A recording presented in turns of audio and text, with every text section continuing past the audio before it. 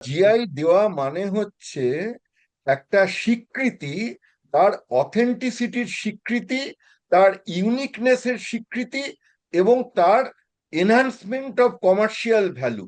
আমাদের যেরকম পর্যটনের ক্ষেত্রেও আমাদের যেরকম একটা তার একটা বুস্ট করা যেতে পারে এই জিআই পণ্যগুলোকে দেখিয়ে, তেমনি সেখানকার যে লোকাল আর্টিজান, স্টেক হোল্ডার্স এবং যারা তার সঙ্গে জীবন জীবিকার সঙ্গে যারা যুক্ত রয়েছেন, তাদেরও অর্থনৈতিক প্রগতি পেতে হবেই। সারা দেশে এখনো পর্যন্ত 668 বা এরকম একটা কোনো এরকম সংখ্যা যেগুলো এখনো পর্যন্ত জিআই ট্যাগড হয়েছে। তো সেখানে পশ্চিমবঙ্গে কটা? পশ্চিমবঙ্গে হচ্ছে মাত্র 33টা। শুধু বেনারসে, শুধু বারাণসীতে, হুম। সেখানে জিআই ট্যাগের যে পণ্য রয়েছে হুম। সেটা হচ্ছে 30। শুধু বেনারসে?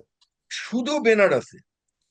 বেনারসে শুধু জিআই এর যে রয়েছে, সেখানে হচ্ছে যেরকম বেনারসের ঠান্ডাই, বেনারসি শাড়ি, এইরকম যেগুলো আছে, সেটা হচ্ছে 30। চিংড়িঘাটার 366 মিটার 2 বছর ধরে আটকে থাকলো। এইটা অনেকে কল্পনা করতে পারবেন না, এই জিআই ট্যাগ দেওয়ার ক্ষেত্রেও সেখানে কেন্দ্র এবং রাজ্যের বিরোধ সেটা কিভাবে প্রকট হয়েছিল। আমি ওই একটু আগে বেলপাহাড়ির কথা বলছিলাম, হুম। সেখানে বেলপাহাড়ির বিডিওর সঙ্গে দেখা করতে গিয়ে আমাদেরকে দীর্ঘক্ষণ বসে থাকতে হলো এবং বিডিও এই ব্যাপারে কোনো আগ্রহী দেখালেন না।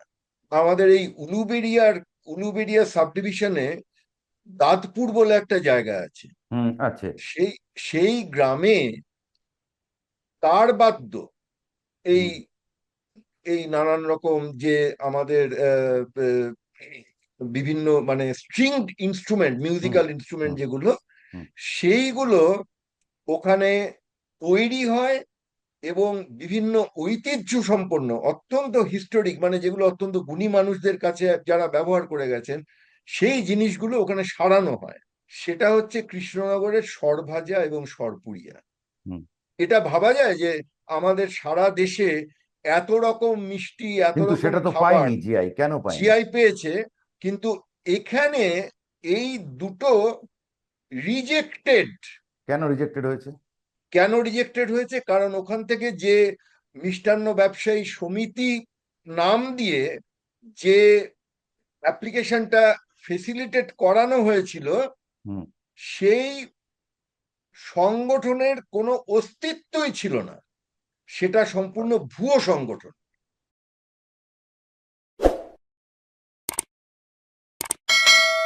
নমস্কার, আমি প্রতিম বোস, আপনারা দেখছেন পডকাস্ট উইথ প্রতিম। আমার সঙ্গে আছেন দীপঙ্কর দাশগুপ্ত। দীপঙ্কর দা, নমস্কার। দীপঙ্কর দা আমাদের দাদা, সাংবাদিক ছিলেন কলকাতায়। এখন উনি সোশ্যাল অ্যানথ্রোপোলজিক্যাল নানান রকম কাজ করে বেড়ান, লেখেন, বই লেখেন। তো আজকে আমাদের আলোচনা হচ্ছে যে পশ্চিমবঙ্গে নানা ধরনের যে প্রোডাক্টস আছে, যেগুলোকে আমরা বলি লোকাল প্রোডাক্টস, কটেজ প্রোডাক্টস, তো সেগুলোর যে জিআই ট্যাগিং হয়, মানে এই জিনিসটা এই এলাকা থেকেই হয়, এটা একটা ব্র্যান্ডিং। যেমন ধরুন বাঁকুড়ার গামছা, বা ধরুন কিছু বড় সাইজের বেগুন হয় বোধহয় মালদা মুর্শিদাবাদ অঞ্চলে, কেমন? আমি উদাহরণ হিসেবে বলছি। বা ধরুন আমাদের চালের ক্ষেত্রে নানান ধরনের চাল আছে, তুলাই পাঞ্জি, হেন তেন। তো এই যে প্রোডাক্টগুলো, যেমন সবাই সব থেকে নাম করা যেটা কমোডিটিটার নাম সবাই জানে, সেটা হচ্ছে দার্জিলিং টি, জিআই ট্যাগড। যে আর যদি গ্লোবালি বলতে যাই তাহলে হচ্ছে স্কচ হুইস্কি।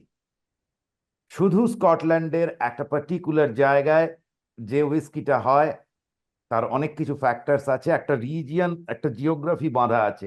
শুধু ওর মধ্যে হলে তাকেই স্কচ বলা যায়। বাকি যেগুলোকে স্কচ বলে বিক্রি হয় ওগুলো স্কচ না। তো আহ, দীপঙ্কর দা, আপনি তো জিআই ইত্যাদি নিয়ে অনেকদিন ধরে কাজ করছেন, নানান রকমের জিনিস। এখন আরো রিটায়ার করার পরে আপনার ঘরের খেয়ে বনের মোষ তাড়াবার মতো অনেক সময় হয়েছে, ঘুরেও বেড়ান প্রচুর। তো আহ, আহ, আপনি আমাকে সেদিনকে বলছিলেন, যেমন আপনি একটা বাঁকুড়ার কোনো কিছু পিঠে বা কিছু একটা বলছিলেন। আপনি যদি একটু শুরু করেন। যে কিভাবে দেখছেন গোটা জিনিসটা, এবং এটার করার সমস্যাটা কি, বা কতটা পেরেছি আমরা এই প্রোডাক্টগুলোকে আইডেন্টিফাই করতে? থ্যাংক ইউ প্রতিম। তুমি এই প্রথমেই যে দার্জিলিং চায়ের উদাহরণ দিলে, এটা একটা আমাদের পশ্চিমবঙ্গের আবেগ এর সঙ্গে যুক্ত। তার কারণ হচ্ছে যে আমাদের যে এই জিওগ্রাফিক্যাল ইন্ডিকেশনের যে ইনিশিয়েটিভ এবং তার যে রেজিস্ট্রেশন মানে নথিভুক্তির যে প্রক্রিয়া শুরু হয়েছিল, তাতে আমাদের সারা দেশে দার্জিলিং চাই হচ্ছে প্রথম প্রোডাক্ট যেটা জিআই ট্যাগ পেয়েছিল। সে বেশ কিছু বছর আগের কথা। তেমনি আমাদের এটা মনে রাখতে হবে দার্জিলিং যে চা বোধহয় পেয়েছে কমপক্ষে 15-20 বছর আগে। হ্যাঁ, এরকম হয়েছে, কিন্তু ওটাই হচ্ছে 1 নম্বরে আছে, দার্জিলিং চা হচ্ছে 1 নম্বরে।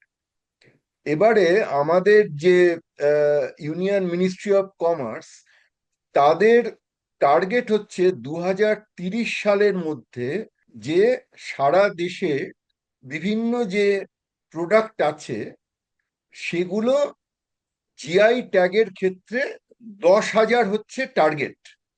যে আগামী আচ্ছা। 2030 সাল মানে এটা 2026, মানে আর 4 বছরের মধ্যে একটা টার্গেট অ্যাটেন করা, যে আমাদের সারা দেশে 10,000 পণ্যকে জিআই ট্যাগ দেওয়া হবে।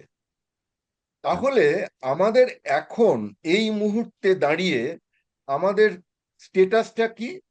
আমাদের কিন্তু সারা দেশে এখন অবধি 668 বা এইরকম কিছু পণ্য এখন অবধি জিআই ট্যাগ পেয়েছে বিভিন্ন রাজ্যে সারা দেশের মধ্যে।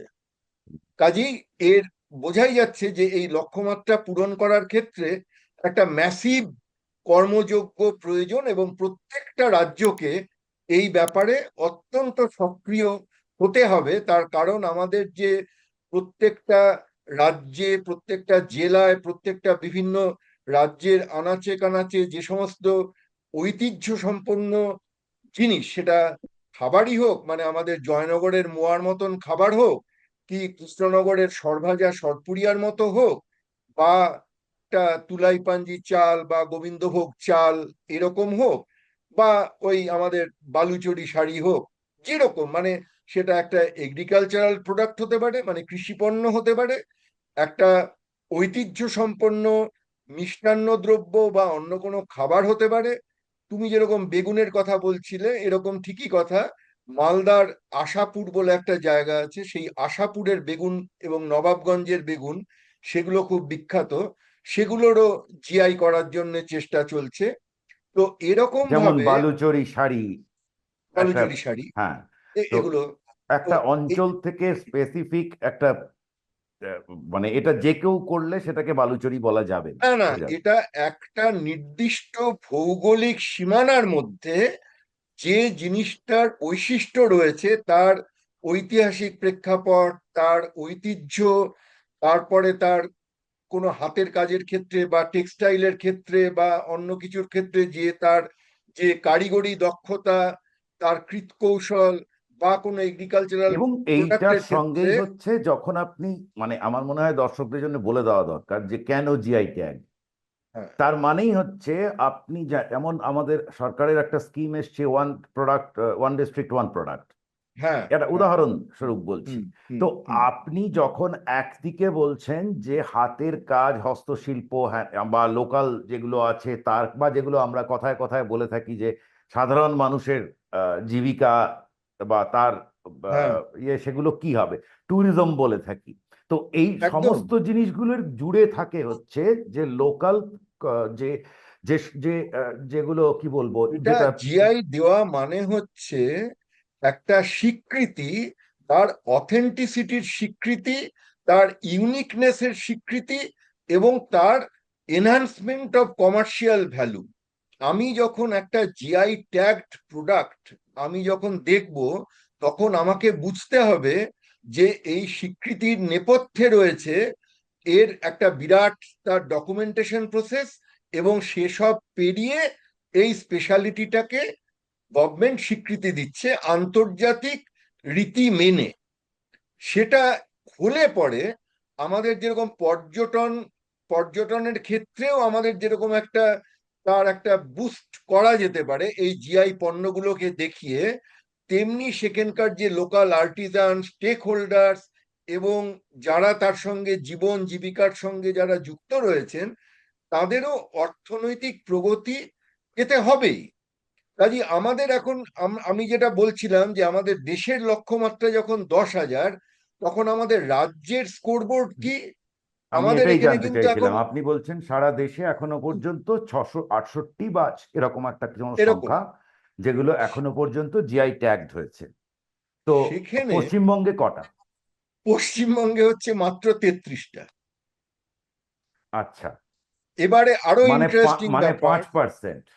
হ্যাঁ, এবার এবার এবার বলি যে একটা রাজ্যের মানে পুরো পুরো যে সমস্ত মানে জিআই ট্যাগ পণ্য আছে, সেটা হচ্ছে সাকুল্যে 33, এরকম ওই 32-33 অথচ এরকম সেই রাজ্য থেকে জিআই ট্যাগিং শুরু হয়েছিল, শুরু হয়েছিল। তাহলে এবারে সেই রাজ্যের বেশি আমি হওয়ার কথা। আর একটা ইন্টারেস্টিং তথ্য দিই। সেটা হচ্ছে শুধু বেনারসে, শুধু বারাণসীতে, হুম। সেখানে জিআই ট্যাগের যে পণ্য রয়েছে হুম। সেটা হচ্ছে 30। শুধু বেনারসে? শুধু বেনারসে। বেনারসে শুধু জিআই এর যে রয়েছে, সেখানে হচ্ছে যেরকম বেনারসের ঠান্ডাই, বেনারসি শাড়ি, এইরকম যেগুলো আছে, সেটা হচ্ছে 30। এবং আমাদের সারা দেশে টপ স্কোর হচ্ছে উত্তরপ্রদেশের 79টা। আচ্ছা। 79টা পণ্য হচ্ছে উত্তরপ্রদেশে। আর আবার একেবারে যদি আমরা দক্ষিণে চলে যাই, হুম। এর পরেই কিন্তু সেকেন্ড পজিশন হচ্ছে তামিলনাড়ু, হুম। সেখানে হচ্ছে 69। আচ্ছা। এবারে বিভিন্ন রাজ্যে কিন্তু এই জিআই পণ্য, জিআই ট্যাগ পাওয়ার জন্য একটা কম্পিটিশন। প্রয়াস রয়েছে, সেখানে একটা প্রয়াস রয়েছে। কিন্তু আমাদের দুঃখজনকভাবে এখন পর্যন্ত আমাদের পশ্চিমবঙ্গ রাজ্যের ক্ষেত্রে এই চিত্রটা বড় আহ মলিন। তার এর কারণ আমি এর মধ্যে কিছুদিন জড়িত ছিলাম। আমি ওই NUJS, National University of Juridical Science, ওদের যে জিআই মিশন ছিল, আমাকে তাতে কিছুদিন অনারারি মেম্বার হিসেবে আমি সেখানে ওদের সঙ্গে যুক্ত ছিলাম। এবং আমি নিজে দেখেছি যে বেলপাহাড়ি, আমি যেরকম বলছি পশ্চিম মেদিনীপুরের বেলপাহাড়িতে একবার ওখানকার যিনি ভারপ্রাপ্ত অধ্যাপক ছিলেন, তার সঙ্গে আমি ওখানে গিয়েছিলাম। তার কারণ হচ্ছে এক এক সময় যে একটা মাওবাদী বেল্ট ছিল ওখানে, যে অত্যন্ত সুন্দর প্রাকৃতিক সৌন্দর্য, খাঙ্গি কুসুম বলে একটা জায়গা আছে, সেখানে খুব মানে ঝর্ণা এবং প্রাকৃতিক পরিবেশ খুব অঞ্চলটাই ভারী সুন্দর, সুন্দর, গোটা অঞ্চলটাই ভীষণ সুন্দর। সুন্দর। তা ওখানে কিছু ওই আদিবাসী মানুষজন রয়েছেন, তারা ওখানে যে স্থানীয় রসদ, যে পাথর, সেই পাথর কেটে নানা রকম সুন্দর হাতের কাজ, মানে নানা রকম পাথরের বাসনও হতে পারে, আবার নানা রকম বুঝতে পাথরের পেরেছি, এটা খানিকটা কাজ যেমন শুশুনিয়ার ওখানে যেমন করে। শুশুনিয়াতেও রয়েছে। হুম। শুশুনিয়াতেও রয়েছে, খুবই বিখ্যাত সেটা। হুম। তো এই যে ঢাঙ্গি কুসুমের ওই পাথরের কাজটাকে কিন্তু খুব স্বীকৃতি দেওয়ার নেগলেক্টেড, জন্য কিন্তু শুশুনিয়াতেও নেগলেক্টেড। খুবই নেগলেক্টেড। তো সেখানে এগুলো কি জিআই ট্যাগ? না না, জিআই ট্যাগ যাতে দেওয়া যায় তার একটা উদ্যোগ নেওয়া হয়েছিল। এখানে একটা হুম। ইন্টারেস্টিং কথা আমি বলি, এটা মানে সাধারণ মানুষ অনেকেই হয়তো জানেন না, যে আমাদের এখানে পশ্চিমবঙ্গে জিআই ট্যাগ দেওয়ার জন্যে একটা, এখানে গভর্নমেন্ট অফ ওয়েস্ট বেঙ্গলের department of science and technology, সেখানে একটা পেটেন্ট সেল আছে। হুম। সেখানে একজন ভারপ্রাপ্ত সায়েন্টিস্ট রয়েছেন, তার অধীনে ওখানে এই বিভিন্ন জিনিস, যেরকম আমাদের এই কামারপুকুরের সাদা বোঁদে, তারপরে বর্ধমানের মিহিদানা, সীতাভোগ, এগুলোকে যেরকম জিআই ট্যাগ দেওয়া হয়েছে, ওরা কিছু কিছু পণ্যকে জিআই ট্যাগ দেওয়ার জন্য ওরা একটা উদ্যোগ নেন।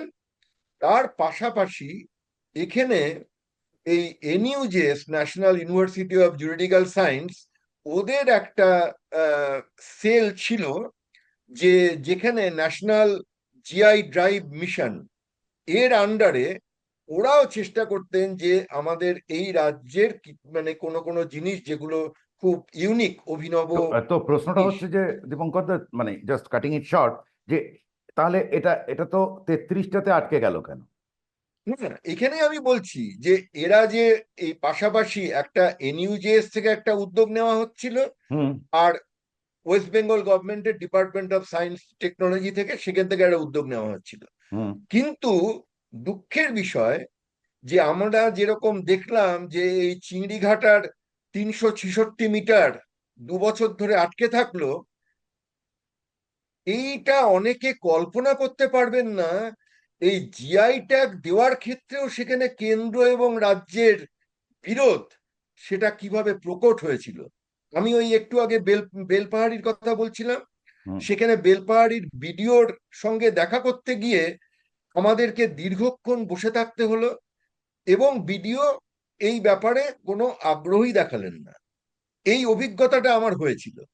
এটা কেন বিডিওকে ইনভলভ করার দরকার ছিল? তার কারণ হচ্ছে যে কোনো একটা জিআই অ্যাপ্লিকেশন ফাইল করতে হলে সেটা স্থানীয় কারিগরিদের যে সমবায়, সেটা সমবায় গঠন করতে হয়, এবং সেই সমবায়ের মাধ্যমে অ্যাপ্লিকেশন প্রসেসটা শুরু করতে হয়। কাজেই ওখানে স্থানীয় প্রশাসনের একটা ইনভলভমেন্ট খুব দরকার হয়।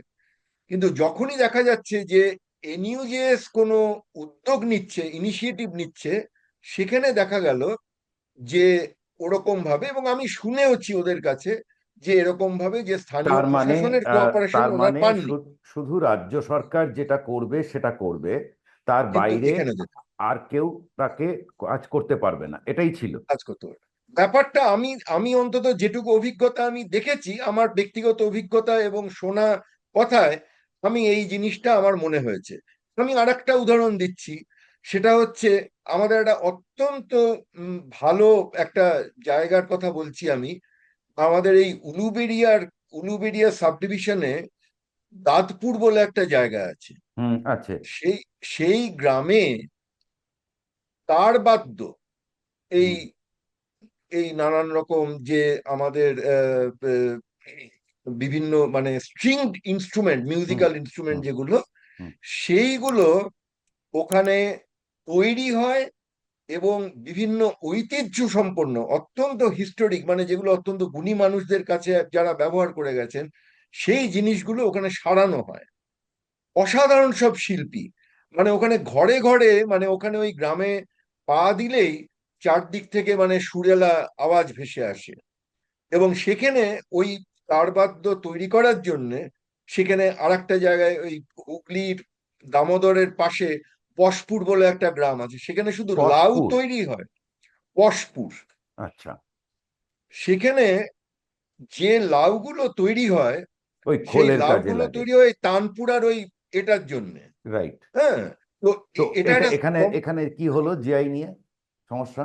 ওখানে ওখানে ওই জিনিসগুলোকে মানে ওই যে মানে ওটা একটা হ্যান্ডিক্রাফট, মানে ওটা হুম। একটা কারিগরি দক্ষতা এবং পরম্পরাগত যে জ্ঞান এবং অভিজ্ঞতা, সেইটার প্রয়োজন হয়, মানে ওটা অত নিখুঁতভাবে করার জন্য। এটা তো হাতের সেটা কাজ, এটা তো চলছে, হস্তশিল্প, ভীষণ বহুদিন রকম। ধরে চলছে। এবং ওটা এবার ওটা খুব high high quality craft. High হ্যাঁ। কোয়ালিটি, এবং একটা সেই জিনিসটা ওদের।